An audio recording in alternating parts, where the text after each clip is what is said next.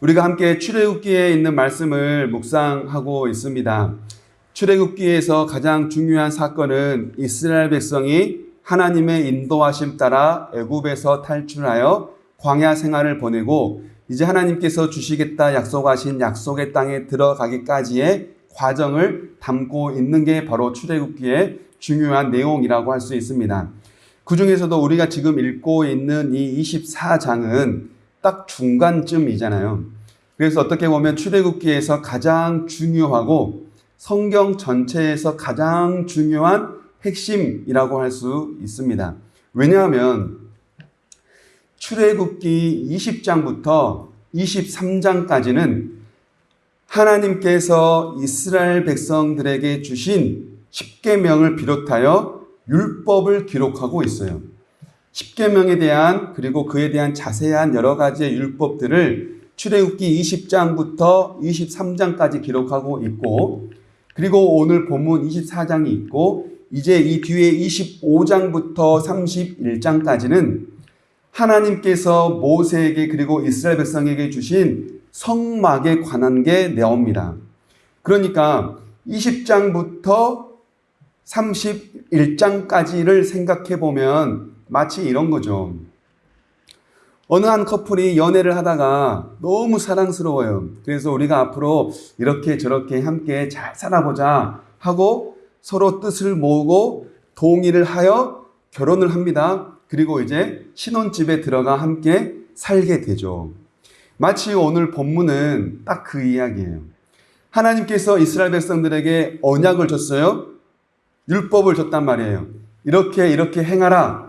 그러자 이스라엘 백성들이 우리가 다 준행하리이다 라고 동의를 하여 하나님과 언약식을 맺는 거예요. 그래서 오늘 본문이 하나님과 언약식에 관한 내용입니다.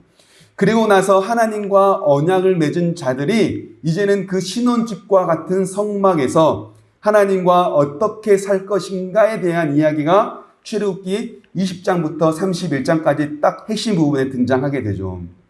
그러니 결혼 예식이 중요하지 않습니까?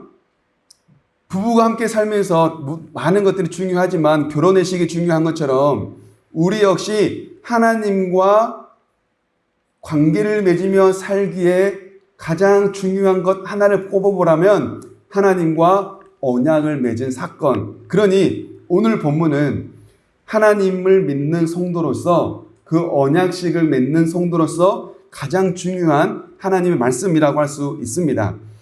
저는 하나님과 언약식 진지하게 다 했는데요 라고 생각하신 분들도 리마인드 웨딩이라고 있잖아요. 다시 기억하고 생각하는 거잖아요. 마찬가지로 이미 나는 하나님과 언약식을 다 끝냈습니다 라고 하신 분들에게도 다시금 그 언약식의 감정과 감동을 기억하고 기념하고 다시 한번 재다짐할 수 있게 하는 본문이니 오늘 말씀은 하나님을 이제 막 믿는 분이나 하나님을 10년, 20년 전에 믿은 분이나 모두에게 다 중요한 말씀인 거예요. 먼저 오늘 본문에 나오면 하나님께서 이스라엘 백성들과 언약 체결을 하면서 크게 세 가지의 체결식의 중요한 부분을 다루고 있습니다. 언약을 체결하면서 첫 번째 이루어져야 될 게 뭘까요? 초대겠죠, 초대. 하나님께서 이스라엘 백성들과 언약을 맺기 위해 초대해 주셨다는 거예요. 그게 바로 오늘 본문 1절부터 2절에 나옵니다. 함께 읽어볼까요? 또 모세에게 이르시되 너는 아론과 나답과 아비후와 이스라엘 장로 70명과 함께 여호와께로 올라와 멀리서 경배하고 너 모세만 여호와께 가까이 나아오고 그들은 가까이 나오지 말며 백성은 너와 함께 올라오지 말지니라. 아멘. 하나님이 모세와 아론과 그의 아들 2명 나답과 아비후와 장로 70명을 불렀어요. 하나님께서 그들을 부르고 나서 말씀하시는 거예요. 백성들은 올라오지 못하게 하고 장로와 지도자들은 가까이 나오지 않되 너 모세는 나에게 가까이 나오라 라고 말씀하신 거죠. 하나님께서 나오라, 그리고 가까이 나오라, 올라오지 마라, 거기에 있으라. 하나님께서 와야 될 사람, 기다릴 사람, 머무를 사람을 다 선정하셔서 하나님이 하신 거예요. 올라오라는 것도 하나님의 뜻, 거기에 머물라고 하는 것도 하나님의 뜻. 그러니 이 지금 언약식의 주권자는 오직 하나님이다. 하나님이 언약식의 주인공이고 하나님이 언약식의 주인이고 하나님이 이 잔치의 주권자다라고 하는 것을 우리가 깨닫게 되죠. 하나님이 모세를 제일 사랑하시고 그 다음에 중간턱에 있는 지도자를 사랑하시고 그 다음 산 아래서 오르지 못한 백성을 사랑하시고 하나님은 이렇게 단계별로 사랑하시구나 라고 하는 게 아니라는 거예요. 하나님은 하나님의 백성 모두를 똑같이 사랑하세요. 그런데 왜 하나님은 이스라엘 백성들은 거기에, 지도자들은 그 중간에, 그 다음에 모세는 가까이, 왜 하나님은 이렇게 단계처럼 나누어서 부르셨을까? 이것은 어떤 일을 함에 있어서는 그에 따른 질서가 있고 그에게 주어지는 임무가 있다는 거예요. 모든 일에는 질서가 있고 그것을 맡아서 할 수 있는 임무가 주어집니다. 질서에 따른 임무, 이것을 의미하는 것이지 하나님은 백성은 덜 사랑하고 지도자는 그 다음 사랑하시고 모세는 제일 사랑하셔서 하나님 이렇게 산을 나눠서 3단계로 구분하셨구나라고 하는 게 아니라는 거예요. 하나님은 하나님의 백성을 공평하게 똑같이 모두를 다 사랑하세요.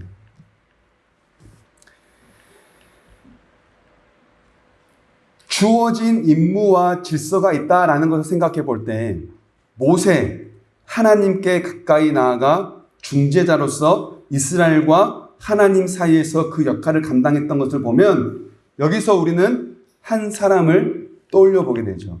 누굴까요? 예수 그리스도예요. 그래서 오늘 본문은 조금 있다가 언약의 피에 관해서 나누겠지만 출애굽기에 나와 있지만 구약 이야기지만 아직 예수님 오기도 훨씬 전 이야기지만 이미 이때부터 예수 그리스도가 준비되고 예표되고 있는 하나님의 말씀임을 우리가 깨닫게 됩니다. 그래서 우리는 구약 성경은 다 화살표고 한쪽을 향해 있어요. 누구예요? 예수 그리스도. 오실 메시아를 향해 있는 게 바로 구약 성경의 목표와 목적지와 구약 성경이 가고 있는 길인 거예요. 이처럼 하나님께서는 이스라엘과 언약을 체결하는 그 일을 하면서 이것은 오직 하나님의 주권, 이 언약식의 주인은 하나님이다라고 하는 것을 알려주십니다. 그러니 이스라엘 백성들에게는 초대받은 자로서 감사와 은혜가 있는 거죠. 마찬가지예요. 우리가 하나님을 예배하고 이 자리에서 성찬식을 함께하며 교회 공동체를 이루어 살아갈 수 있는 이 모든 것은 하나님께서 우리를 초대해 주셨기 때문이에요. 하나님께서 우리를 불러주셨기 때문에 가까이 나오라. 하나님께서 우리를 초대해 주셨기 때문에 우리가 지금 이 자리에서 하나님을 예배할 수 있다라는 사실을 믿고 나아갈 수 있기 원합니다. 그 다음에 두 번째 절차의 특징 중에 하나가 예배입니다. 예배. 오늘 본문 4절부터 5절인데요. 함께 읽어보겠습니다.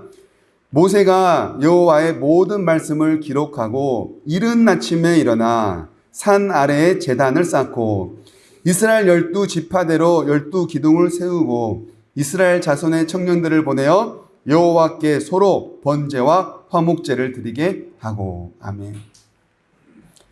이스라엘은 언약식의 한 부분으로서 지금 뭘 하고 있는 거예요? 제사를 드리고 있는 거예요. 언약식의 한 부분으로 제사를 드리는 거예요. 그러니 제사가 어떻게 보면 언약식의 가장 중요한 그 포인트라고 할 수 있는 거죠.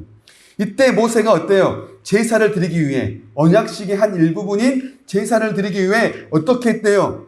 이른 아침에 일어나 제단을 쌓았대요.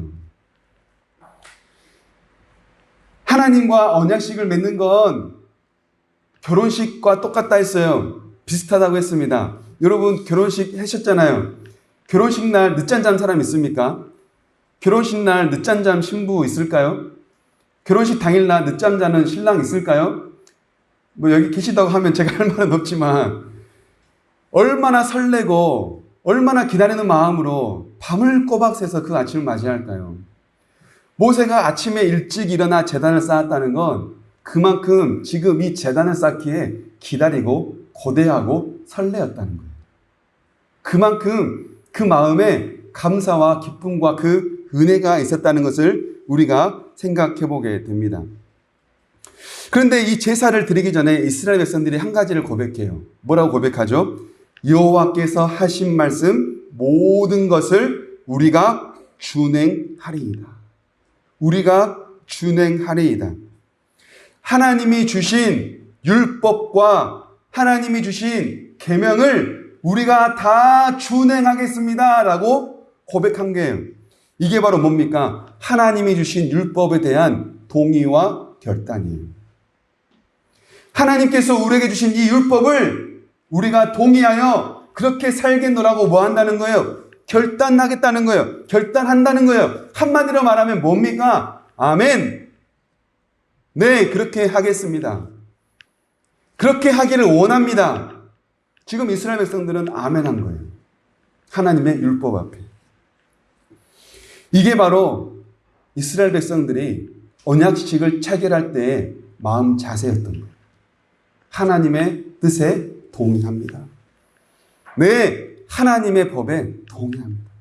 그렇고 말고요. 당연히 그렇게 살아야죠. 하나님, 그렇게 살겠습니다. 아멘입니다. 이게 바로 교회 공동체의 예배를 드리는 우리의 마음 자세야 해요. 하나님을 예배하는 우리 마음속에 뭐가 있어야 해요? 아멘이라고 하는 동의와 결단이 있어야 해요. 하나님께서 이렇게 살아라. 하나님께서 원하시는 것은 이거야. 하나님의 말씀 앞에 아멘. 아멘. 하나님 그렇게 살겠습니다. 하나님 우리가 그렇게 되기 원합니다. 이 마음을 가지고 함께 드리는 이 예배의 핵심사항. 이게 바로 아멘. 이것으로 드리는 예배가 되어야 한다는 거죠. 그런데 많은 성도들이요. 주일 예배를 후속 조치라고 생각해요. 일주일 동안 마음껏 살다가 일주일 동안 하고 싶은 거 다 하다가 일주일 동안 열심히 세상을 향하여 내 욕심을 향하여 살다가 주일날 예배 와가지고 하나님 제가 이런 죄를 지었습니다. 그러니까 주일날 예배 오면 회개기도밖에 못하고 돌아가는 거예요. 물론 예배 속에는 물론 죄 고백과 회개와 용서가 반드시 있습니다. 반드시 있죠. 그런데 여기서 그치는 것이 안타까운 거예요. 예수님의 십자가의 보혈로 우리의 죄를 용서해 주시고 깨끗하게 해줬다면 거기서 그칠 게 아니라 그러면 나는 이것을 감사하는 마음으로 어떻게 살 건가? 하나님께서 나에게 원하신 것에 대한 아멘. 결단하며 나아가는 동의와 결단이 우리에게 있어야 한다는 거죠. 이게 바로 예배자의 자세입니다. 그래서 함께 모여 드리는 예배는요. 후속 조치로 끝나는 게 아니라 그와 함께 더 나아가 선결단을 드리는 게 바로 이 예배예요. 후속 조치뿐만 아니라 선결단. 죄의 용서와 죄사함을 받았다면 이제는 이렇게 하나님의 뜻대로 살겠노라고 아멘하며 결단하는 것. 이게 바로 우리의 마음속에 하나님을 예배하는 자의 자세로 있어야 한다는 거죠. 이처럼 이스라엘 백성들이 제단을 쌓고요. 두 가지 예배를 드립니다. 오늘 본문에 보니 번제와 화목제. 여기서 말하는 번제는요. 제물의 가죽을 제외하고 나머지 모든 것은 다 태워드려요.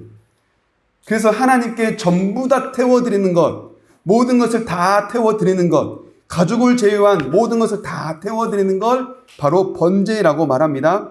하나님께 완전히 충성하고 하나님께 완전히 모든 것을 다 전소하여 헌신하겠다라고 하는 예배가 바로 이 번제예요. 그리고 또 하나 화목제를 드렸다고 말합니다. 이것은 하나님과 화목을 이루었음에 감사하여 드리는 제사예요. 그러니 화목제는 눈물보다 기쁨이 많아요. 그래서 이 화목제는 하나님과 우리가 화목하게 되었습니다. 하나님의 용서하심과 하나님의 자비와 사랑으로 화목하게 되었습니다. 그런데 화목제는 여기서 끝나지 않아요.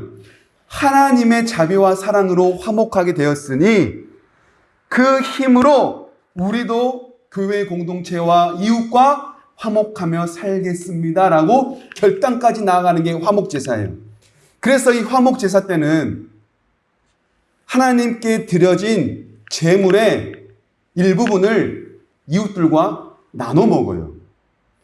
번제는 다 태워서 하나님께만 드리지만 화목제는 하나님께 드리고 나머지를 이웃들과 나눠 먹는다고요. 이게 바로 화목제예요. 번제와 화목제. 하나님과 언약을 맺으면서 이 번제와 화목제를 드렸다라고 하는 것은 뭘 의미할까요?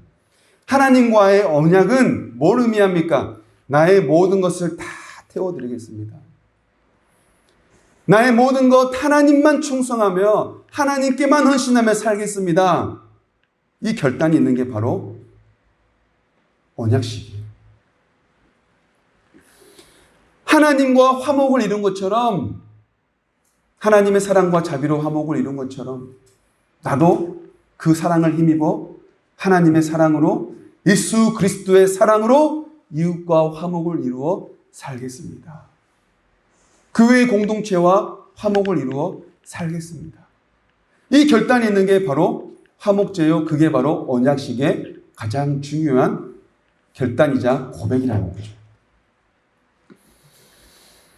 하나님 사랑과 이웃 사랑을 고백하는 자리, 결단하는 자리, 그 자리가 바로 이 언약식의 자리라는 거죠. 하나님과의 이스라엘 백성이 언약을 맺으면서 세 번째로 나타나는 특징이 바로 언약의 피입니다. 그게 바로 오늘 본문 6절과 8절에 나오죠. 우리 함께 읽어보겠습니다. 모세가 피를 가지고 반은 여러 양푼에 담고 반은 제단에 뿌리고 모세가 그 피를 가지고 백성에게 뿌리며 이르되 이는 여호와께서 이 모든 말씀에 대하여 너희와 세우신 언약의 피니라. 아멘. 번제와 화목제를 드릴 때 나온 피를 가지고 절반은 제단에 뿌리고 절반은 이스라엘 백성들에게 뿌렸대요. 7절과 8절 여기에는 언약이라고 하는 단어가 나오잖아요. 여러분들 성경 보시면 여기에 나오는 언약이라는 말은 히브리어로 베리트입니다. 그리고 이 베리트를 순 우리말로 번역을 하면 고기를 쪼개다예요. 고기를 쪼개다. 고대 사회에서는 쌍방 간에 계약을 이룰 때 고기를 쪼갰어요.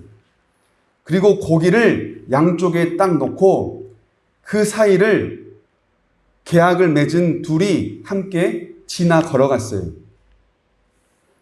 이게 바로 창세기 15장 하나님께서 아브라함과 언약을 맺은 사건에 등장하는 내용이거든요.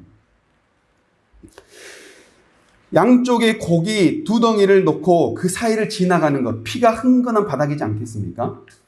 뭘 의미할까요? 만약 우리가 이 계약을 위반한 자는 이 고기처럼 쪼갰을 당한다. 죽임을 당한다. 뭐예요? 피를 흘려야 한다는 거예요. 계약을 위반할 시 피를 흘려야 한다. 이 말은 어쨌든 이 계약은, 이 언약은 생명의 언약이라는 거예요. 피의 언약이라는 거예요. 생명 걸고 지켜야만 하는 언약이라는 거예요. 그런데 이 언약에 또 다른 의미가 있습니다. 마태복음 26장 28절인데요. 우리 함께 읽어볼까요? 이것은 죄사함을 얻게 하려고 많은 사람을 위하여 흘리는 바 나의 피 곧 언약의 피니라. 아멘. 예수님께서 제자들과 마지막 만찬 때 피를 주시면서 잔을 주시면서 주신 하나님의 말씀이에요. 예수님이 십자가에서 흘릴 피가 어떤 피래요? 언약의 피래요. 예수님이 바로 그 언약의 피가 되어 희생 제물이 되신대요. 그래서 예수님의 피는 그냥 피가 아니라 언약의 피, 그 피로 말미암아 죄인과 하나님이 언약 관계를 맺을 수 있게 된대요. 예수님이 피 흘려 죽기 전에는 이스라엘은 계속해서 짐승을 잡아 피를 흘려야 했어요. 그리고 그 짐승이 나의 죄에 전가되어 대신 죽는 거죠. 그러니 계속해서 짐승을 제물로 드려야 했던 거예요. 그런데 예수님께서 오셔서 십자가의 죽으심으로 말미암아 더 이상 짐승을 드리는 제물의 제사는 드려지지 않아요. 왜냐하면 예수님께서 십자가의 죽으심으로 말미암아 모든 짐승 제사를 종결시켰거든요. 더 이상 짐승을 잡아서 드리는 피 흘림의 제사는 있지 않아요. 예수님께서 언약의 피가 되어 모든 피를 다 아낌없이 쏟으셨기 때문입니다. 우리가 바로 그 피로 말미암아, 그 언약의 피로 말미암아 하나님과 언약을 맺고 계약 관계가 되어 오늘을 살 수 있게 된 거죠. 그 보혈로 말미암아 하나님을 예배할 수 있는 거고, 그 보혈로 말미암아 하나님의 자녀가 되어 살 수 있는 겁니다. 그래서 우리는 고백하잖아요. 주의 보혈이 우리의 능력입니다. 주의 보혈이 우리의 능력입니다. 우리에게 능력이 있어서 하나님과 언약 관계를 맺고 사는 게 아니라 우리는 능력이 없어요. 그런데 예수의 보혈이 우리와 언약 관계를 맺고 살 수 있도록 우리를 도우신 거예요. 그러니 우리는 우리의 능력이 아니라 주의 보혈이 능력되어 주 앞에 나아가는 거예요. 이스라엘은 하나님께서 주신 언약서, 율법을 듣고 나서 우리가 다 그대로 준행하겠습니다. 아멘! 이라고 대답했다 했어요. 그런데 이후 우리가 성경을 보지만 이스라엘 백성들이 그 언약을 준행했습니까? 아니요. 이때 언약을 준행했던 출애굽 1세대는요. 다 죽고 말아요. 무엇을 의미할까요? 인간은 하나님이 주신 언약을 지킬 능력이 없어요. 우리 주님께서는 그것을 아시기에 이 땅에 예수 그리스도를 보내주심으로 원래는 우리가 언약을 지키지 못해 죽어야 하지만 우리를 대신하여 십자가에 죽으심으로 언약의 피를 대신하신 거예요. 하나님과의 언약을 우리가 깨뜨렸기에 우리가 죽어야 되는데 우리 주님께서 대신 십자가 위에서 쪼갰을 당하여 피를 흘리신 거예요. 우리는 그 피로 하나님과 언약을 맺으며 살 수 있게 된 겁니다. 오늘날 우리가 하나님을 예배하며 이 자리에 있을 수 있는 이유는 하나님께서 우리를 불러주셨기 때문이요. 예수님의 십자가의 보혈의 은혜가 있기 때문입니다. 그러니 이 예배가 얼마나 감사로 하나님 앞에 은혜로 드려져야 할 예배이겠습니까? 오늘 본문을 통해서 우리는 한 가지의 사실을 고백하며 다시 한번 깨닫게 됩니다. 그게 바로 뭐냐면 감사와 재결단이에요. 한번 따라해 보실까요? 감사와 재결단. 출애굽기 19장 5절에서는 이렇게 말씀합니다. 함께 읽어보겠습니다. 세계가 다 내게 속하였나니 너희가 내 말을 잘 듣고 내 언약을 지키면 너희는 모든 민족 중에서 내 소유가 되겠고. 아멘. 언약을 지키면 소유가 된대요. 근데 우리는 언약 못 지키잖아요. 근데 지킬 수 있게 되었잖아요. 누구 때문에요? 예수님 때문에요. 그러니 우리는 뭐가 된대요? 하나님의 소유가 된대요. 소유. 여기서 말하는 소유는 사유재산이에요. 여러분, 사유재산은요, 주인의 허락 없이는 못 건드려요. 주인이 허락을 해줘야 건들 수 있는 게 사유재산이에요. 그래서 사유재산은 억압과 포로라고 생각할 수 있겠지만 사유재산은요, 보호와 인도예요. 욥기 1장 22절인데요. 함께 읽어볼까요? 여호와께서 사탄에게 이르시되 내가 그의 소유물을 다 내 손에 맡기노라. 다만 그의 몸에는 내 손을 대지 말지니라. 사탄이 곧 여호와 앞에서 물러가니라. 욥이요, 사탄에게 시험당해요. 근데 하나님이 사탄에게 말해요. 야, 다른 건 다 좋은데 욥의 몸에는 손 하나 대지 마. 욥은 내 것이니 너 마음대로 할 수 없어. 그를 시험하되 그 몸에는 손 하나 대지 마. 이게 바로 하나님의 소유예요. 하나님의 소유가 되면요, 아무도 우리를 건들지 못해. 사탄이 우리를 시험해도요, 넘어지지 않아요. 하나님은 우리에게 감당할 만한 시험만 주시거든요. 하나님의 소유. 이것이 우리에게 감사요 은혜이지 않습니까? 얼마나 감사한 일입니까?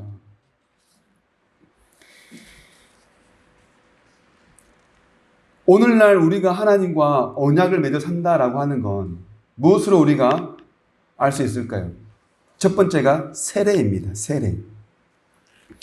여러분 세례 받으신 분들 여기에 대다수라서 오늘 성찬 내식할 때 거의 다 참여하신 걸로 알고 있는데요.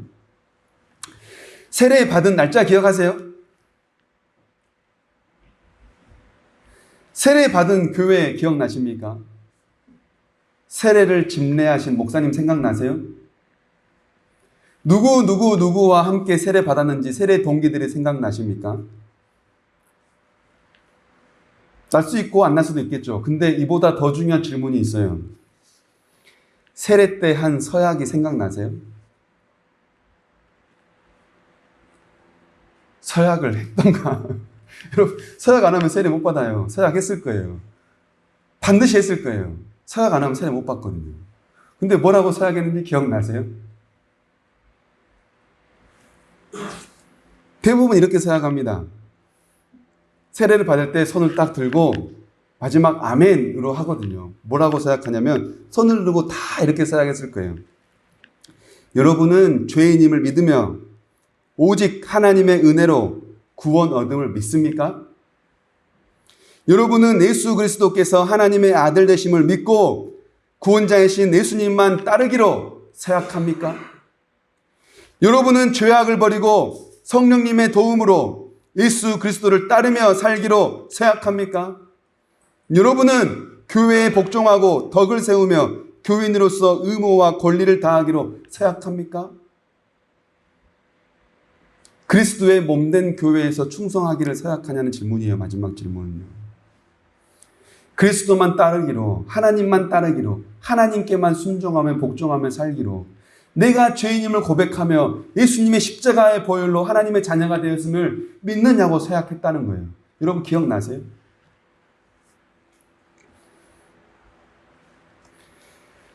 오늘날 우리가 이 서약, 세례식을 통하여 드린 것으로 말미암아 하나님과 언약식을 맺었다면 두 번째 우리에게 나타나는 표징은 바로 오늘 함께한 성찬입니다. 세례는요, 인생에 딱 한 번이에요. 물론 유아 세례는 부모의 신앙으로 아이들의 세례를 받았기에 부모가 이 자녀를 앞으로 이렇게 믿음 가운데 키우겠습니다 라고 부모의 신앙으로 받는 게 유아 세례고, 이제 유아 세례에서 이 아이들이 스스로 신앙을 가질 수 있게 되었으니 성인이 되어서는 만 15세가 지나면 이제는 나의 신앙으로 하나님을 고백하겠습니다 라고 해서 그때 입교를 받아요. 그게 바로 유아 세례와 입교예요. 어쨌든 그것은 딱 한 번이에요. 인생에 딱 한 번. 그런데 우리 깃들이는 교회만 보더라도 성찬식은 한 달에 한 번이잖아요. 하나님과의 언약에 대한 서약이 세례를 통해서는 딱 한 번 이루어지지만 성찬을 통해서는 주기적으로 계속해서 반복되어 고백되어지는 거예요. 그러니 하나님과의 언약은 한 번 했다고 해서 땡 하는 게 아니라 계속해서 고백되어지고 다시금 생각나야 하고 재결단하면서 나아가야 하는 것, 바로 그게 하나님께서 우리에게 주신 언약식의 중요한 부분이에요. 그래서 우리는 한 달에 한 번씩, 더 자주도 할 수 있겠지만 한 달에 한 번씩 이렇게 성찬식을 하고 있습니다. 성찬을 통해서 우리가 하는 건 예수님의 피로 말미암아 하나님의 자녀, 하나님과 화목을 이루게 되었고, 예수님의 살과 피로 말미암아 하나님과 언약, 계약 관계가 되었으니 이제는 이 십자가의 보혈을 의지하여 하나님과 동행하며 살겠습니다. 성령님 도와주십시오. 이게 바로 성찬이에요. 내 삶에 하나님이 주인 되는 삶 살도록 고백하고 결단하는 것이죠. 여러분, 우리는 이 성찬을 통하여 그렇게 다시 한번 재언약하고 재결단하며 주 앞에 나아갑니다. 우리는 오늘 하나님을 예배하는 이 자리에 있으면서 어떤 마음으로, 얼마나 감사하는 심정으로 지금 이 자리에 나오고 있습니까? 오늘 성찬을 하면서 과연 우리는 어떠한 심정으로 이 성찬에 참여했습니까? 하나님께서 우리에게 주신 매 주일의 예배와 하나님께서 우리에게 주신 이 귀한 성찬이 하나님과의 맺은 그 언약을 다시 한번 다짐하고 아멘, 하나님의 뜻대로 하나님의 자녀되어 살겠습니다. 결단하고 다짐하며 고백하며 나아가는 그런 귀한 예배가 될 수 있기를 간절히 원합니다. 우리 함께 찬양합시다.